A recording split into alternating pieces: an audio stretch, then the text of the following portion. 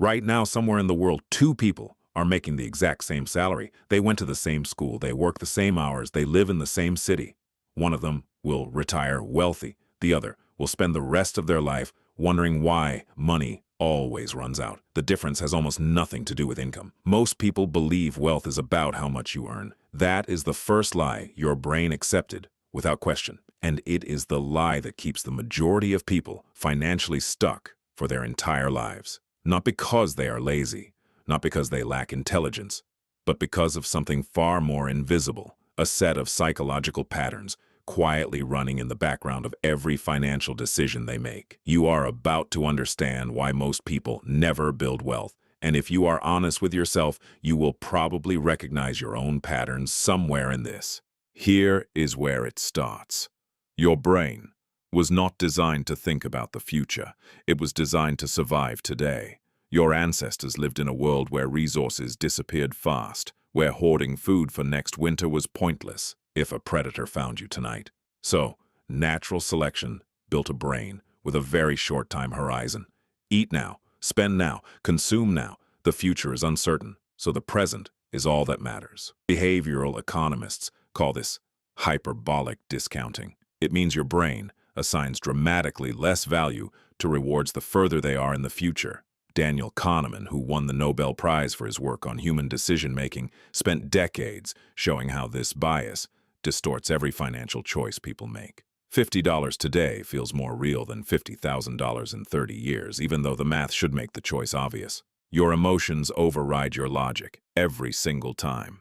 This is why knowing you should save does not make you save. This is why watching a documentary about retirement does not change your spending habits. The rational part of your brain understands the future. The emotional part does not believe in it. And your brain is not just indifferent to the future, it actively works against it. There is a phenomenon called lifestyle inflation, and it is perhaps the most powerful, wealth-destroying force that nobody talks about. Every time your income increases, your spending increases sometimes faster. You get a raise and suddenly your rent increases, your car gets upgraded, the restaurants get more expensive, your holidays get longer. It happens automatically, almost unconsciously, driven by a psychological principle called hedonic adaptation. Researcher Philip Brickman studied lottery winners in the 1970s and discovered something that shocked the scientific community. Within 1 year of winning millions, most lottery winners returned to roughly the same level of happiness they had before. They adapted. What once felt extraordinary became normal. And what was normal before suddenly felt inadequate. Your brain does this with money constantly. Whatever you have becomes the new baseline. Whatever you do not have becomes the next target. So no matter how much you earn, the gap between what you have and what you want stays roughly the same. You are on a treadmill, moving faster and faster, arriving at exactly the same place. Wait. If that is true, then earning more is not the solution. So what is? The answer is counterintuitive, and most people never figure it out. But your brain has a third trick working against you, and this one might be the most dangerous. Psychologist Robert Cialdini documented something called social proof, the deep human tendency to look at what others are doing and use it as a guide for your own behavior. In the context of money, this means you are constantly, subconsciously, benchmarking your lifestyle against the people around you, your neighbors, your friends, your colleagues, the people you follow online. Here is the trap. The people you are benchmarking against are probably also broke. Most people have no accurate mental model of what wealthy people actually look like. Research from Thomas Stanley, who studied the spending habits of actual millionaires for decades, revealed something stunning.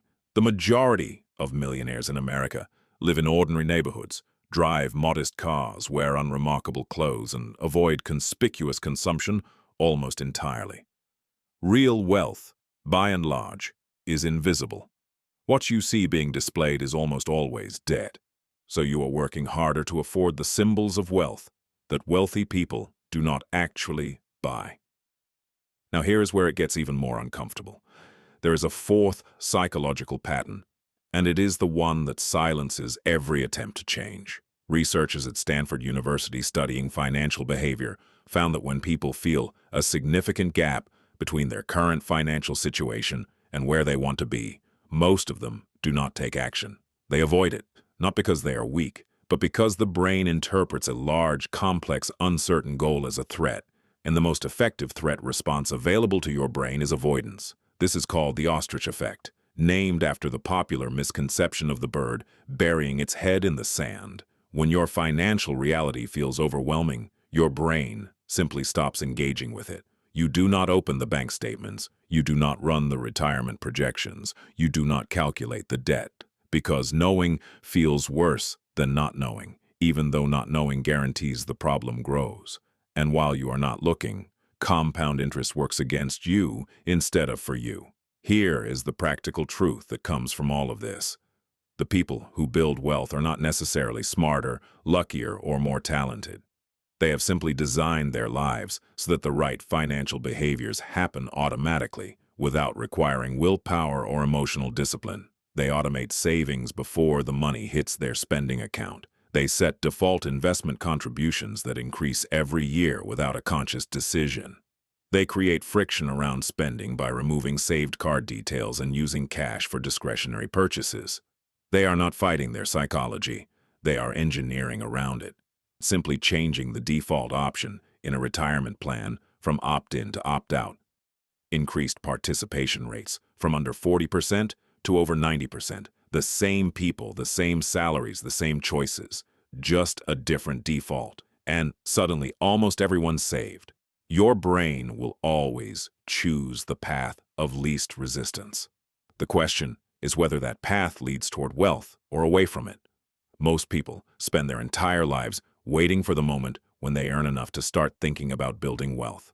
That moment never arrives, because wealth is not a destination you reach at a certain income level. It is a set of behaviors executed consistently at whatever income level you currently have. The person making $30,000 a year who saves 15% and invests it consistently will, over time, almost certainly build more wealth than the person making $200,000 a year who spends every dollar and accumulates debt. This is the part that should make you stop and think. Because if the ceiling on your wealth is not your income but your behavior, then the entire framework most people use to evaluate their financial future is wrong. Most people will never build wealth. They followed the social signals around them. They adapted to every income increase with a lifestyle increase. They avoided the discomfort of knowing. They waited for a future self to fix a present self's habits. And that future self is waiting for the same thing. Right now, two people are making the exact same salary. The difference between them is not talent, not luck, not connections. It is whether they understand that building wealth begins not with a bigger paycheck, but with the decision to stop letting a prehistoric brain make modern financial decisions for you.